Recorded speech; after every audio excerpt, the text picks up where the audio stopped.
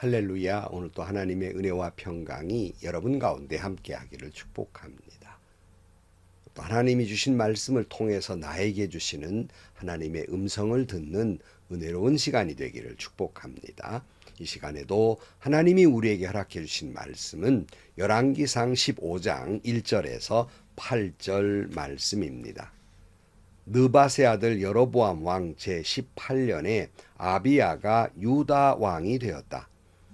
그는 3년 동안 예루살렘을 다스렸다. 그의 어머니는 아비살롬의 딸 마아가이다. 아비야는 그의 아버지가 지은 죄를 모두 그대로 따라갔으며 그의 조상 다윗의 마음과는 달라서 주 하나님 앞에서 온전하지 못하였다. 그러나 주 하나님께서 다윗을 생각하셔서 예루살렘에다가 한 등불을 주시고 그의 뒤를 이을 아들을 세우셔서 예루살렘을 굳게 세워주셨다. 다윗은 주님께서 보시기에 올바르게 살았고 햇사람 우리아의 사건 말고는 그 생애 동안에 주님의 명령을 어긴 일이 없었다. 여로보암과 르호보암 사이에는 그들이 살아있는 동안에 늘 전쟁이 있었고 아비야와 여로보암 사이에도 전쟁이 있었다. 아비야의 나머지 행적과 그가 한 모든 일이 유다왕 역대지략에 모두 기록되어 있다. 아비야가 죽어서 그의 조상들과 함께 잠드니 다윗성에 장사 지냈고 그의 아들 아사가 그의 뒤를 이어서 왕이 되었다. 아멘. 계속 반복되는 말이지만 솔로몬의 죄로 말미암아서 나라가 둘로 나뉘죠. 그리고는 이 두 나라는 남북으로 갈려서 오늘 우리나라처럼 계속 싸워요. 그래도 우리는 휴전 중이죠. 계속 그들은 전쟁이 계속됩니다. 여러분, 말씀에 순종하지 아니하면 하나님의 영광만 떠나는 것이 아니라 평화도 떠나게 돼 있습니다. 열왕기상 14장 30절 말씀, 르호보암과 여로보암 사이 살아있는 동안에 그들 사이에 늘 전쟁이 있었다 그랬어요. 북이스라엘은 여전히 여로보암이 통치 중일 때 남유다는 르호보암의 아들 아비야가 왕위에 오르게 됩니다. 근데 사실 그의 통치는 대단히 짧았어요. 겨우 3년간이었습니다. 그런데 또 그의 어머니를 또 소개하고 있어요. 새로운 왕 아비야의 어머니가 소개되고 있는데요. 1절 말씀에 보면 느밧의 아들 여로보암 왕 제18년에 아비야가 유다 왕이 되었다. 그는 3년 동안 예루살렘에 다스렸다. 그의 어머니는 아비살롬의 딸 마아가이다 그랬어요. 새로운 왕 아비야의 어머니는 아비살롬의 딸 마아가다. 그런데 이때 아비살롬은 여러분 자신의 아버지를 죽이려고 달려들면서 권력을 탈취하려고 했던 바로 압살롬의 이름이기도 합니다. 그러니까 그저 압살롬의 그 외손주가 되겠지요. 새로 왕이. 그러니까 르호보암은 자신의 할아버지를 죽이려 했던 압살롬의 딸 마아가와 결혼을 했어요. 사촌끼리 결혼한 것이죠. 그리고는 아비야를 낳았고 그를 왕으로 세우게 됩니다.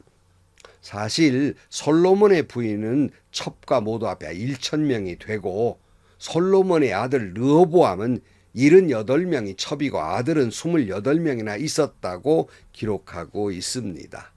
요즘 우리가 드라마를 보아서도 알고 또한 그 역사를 보아서도 알지만 이쯤 되면 후계자를 놓고 얼마나 암투가 벌어지고 권력을 위해서 다툼이 있었겠느냐 하는 건 짐작해 볼 수 있는 것이 아니겠습니까?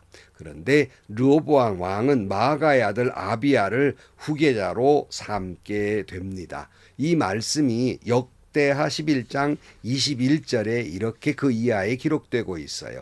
20절부터 보면 그 뒤에 르호보암은 압살롬의 딸 마아가를 아내로 맞아들였는데 마아가의 사이에서는 아비야와 앗대와 시사와 슬로밋이 태어났다.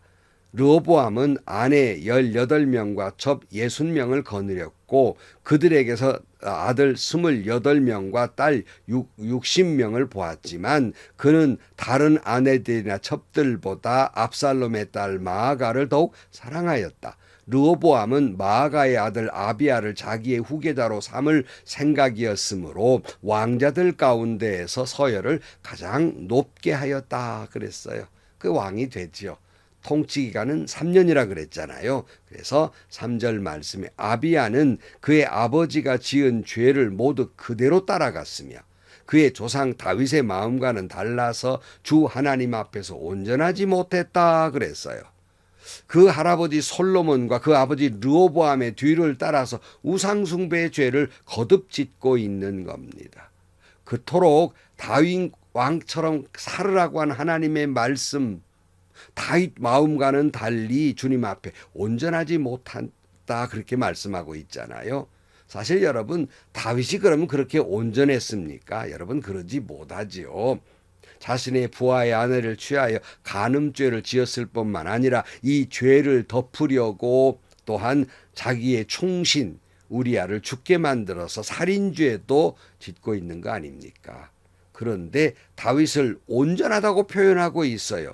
우리는 온전하지 않는 다윗을 보게 되는데요. 왜 자꾸 이처럼 그런데 다윗처럼 살라고 말씀하실까 하는 거예요. 다윗은 나단의 죄에 대한 지적을 듣고 그의 행동은 어땠습니까? 꼬꾸라져서 회개의 눈물로 베갯일을 적십니다. 늘 하나님 앞에 상한 심령으로 회개하였고 하나님의 자비와 은총을 구한 사람이에요. 그 결과 여러분, 죄에 대해서 그냥 용서된 건 아니에요. 그의 잘못은 회개했지만 죄값은 치루었습니다. 간음죄로 말미암아 아이가 잉태했는데 그 아이는 죽게 됩니다. 여러 번 강조했지만 하나님 앞에 우리가 죄를 지었을 때 회개하면 우리의 죄가 용서되지만 그 죄의 결과의 값은 치루어야 한다는 사실입니다. 우리도 거저 용서받은 것이 아니라 우리 죄 때문에 그 죄값을 치르신 분이 바로 예수님께서 십자가에 물과 피를 쏟으시며 죽으심으로 우리 죄가 용서함 받고 주님의 나라의 백성이 된 것이 아니겠습니까? 똑같아요. 우리도 하나님 앞에 죄 지으면 우리가 죄값을 치루어야 한다는 것이에요. 그리고 나서 우리 죄가 용서함 받게 되는 것입니다. 그러니까 죄값은 치르게 하시되 죄인이라고 버리진 않는다는 말씀이에요. 오늘 4절 말씀. 그러나 주 하나님께서는 다윗을 생각하셔서 예루살렘에다가 한 등불을 주시고 그의 뒤를 이을 아들을 세우셔서 예루살렘은 굵게 세워주셨다. 다윗은 주님께서 보시기에 올바르게 살았고 햇사람 우리아의 사건 말고는 그 생애 동안에 주의 명령을 어긴 일이 없었다 그랬어요. 일찍이 다윗은 자기는 왕궁에 있는데 하나님의 성전이 없음으로써 그걸 짓기를 원했어요. 그러나 아시는 대로 하나님은 나단 선지자를 통해서 네가 내 집을 짓겠다고? 내가 네 집을 지어주마 이렇게 말씀하면서 다윗의 왕가를 세워주실 것을 말씀했지요. 그것이 사무엘하 7장 12절 말씀에 너의 생애가 다하여서 내가 너의 조상들과 함께 묻히면 내가 내 몸에서 나올 자식을 후계자로 세워서 그의 나라를 튼튼하게 하겠다.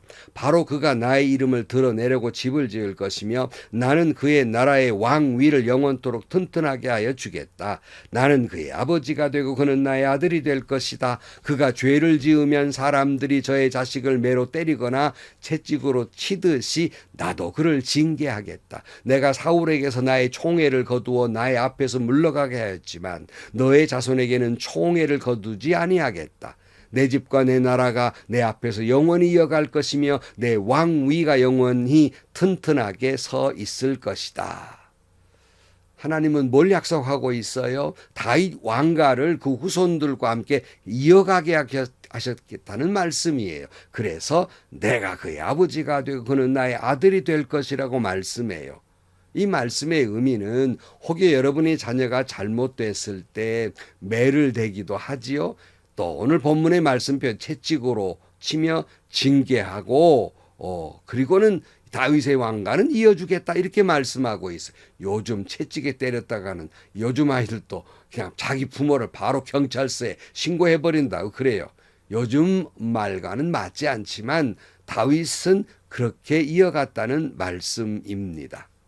제가 좋아하는 칼빈의 5대 강령 가운데 하나가 성도의 견인이라고 하는 말이 있습니다.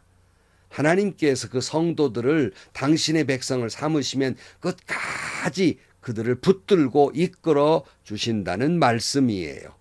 혹여 다윗이나 자녀들이 죄를 지었을 때 그들을 매로 때리고 채찍으로 치며 징계하면서 당신의 자녀를 버리지 아니하시고 끝까지 사랑하신 것처럼 하나님이 저와 여러분을 그처럼 사랑하시고 성도의 견인 인도해 주시겠다는 말씀입니다.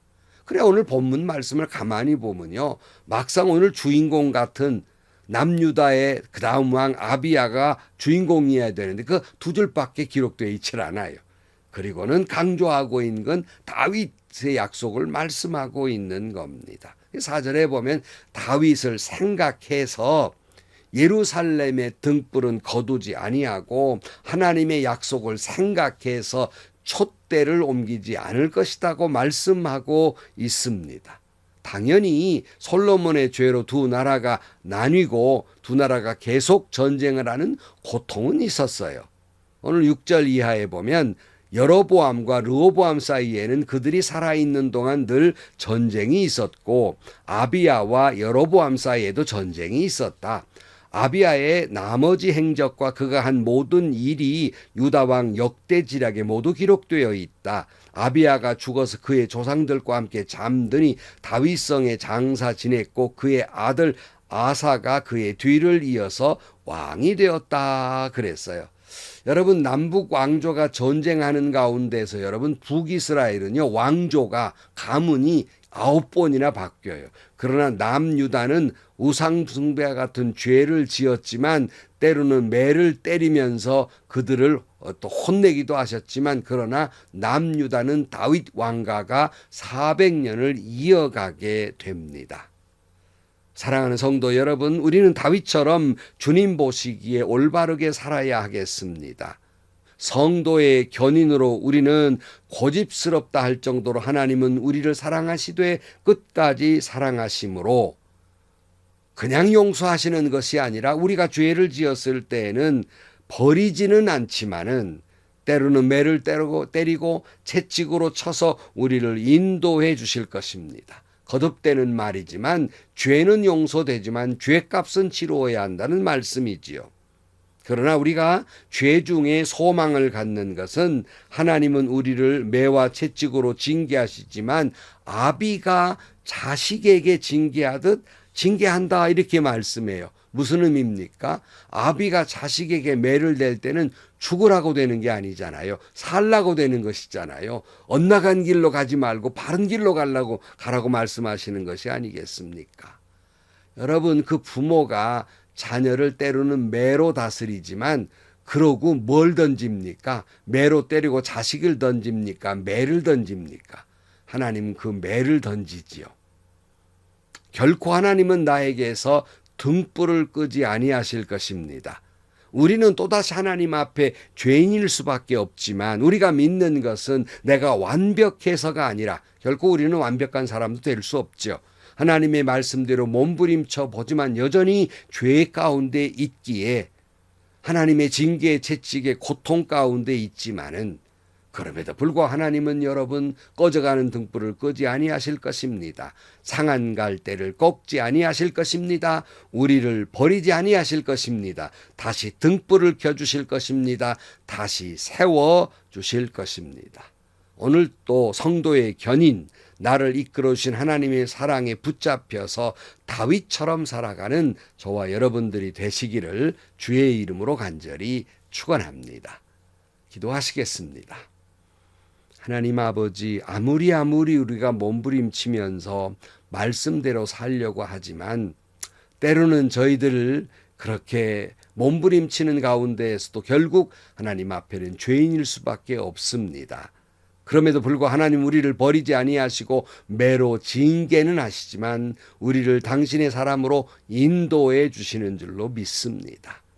오늘 또 그 가운데에서 주님 이끄시는 대로 살아가는 하나님의 사람들이 되게 하여 주옵소서. 예수님의 이름으로 기도하옵나이다. 아멘. 여러분, 우리가 아무리 다윗도 아무리 온전하다고 말씀했지만은 그러나 그도 큰 죄를 짓고 회개했잖아요. 우리도 하나님 앞에 죄인일 수밖에 없습니다. 그런데 하나님은 이런 죄인을 버리지 아니하세요. 끝까지 우리를 인도하십니다. 견이 나는 차처럼 우리를 계속 이끌어 주시는 거예요. 그 사랑이 있기에 우리가 온전한 길을 걷게 되는 것이 아니겠습니까? 오늘 또 주님이 이끄시는 대로 살아가는 그런 저와 여러분들이 되시고 은혜와 축복이 넘치는 하루가 되시기를 축원합니다. 행복하시고요. 좋은 일이 가득한 하루가 되시기를 주님의 이름으로 간절히 축원합니다.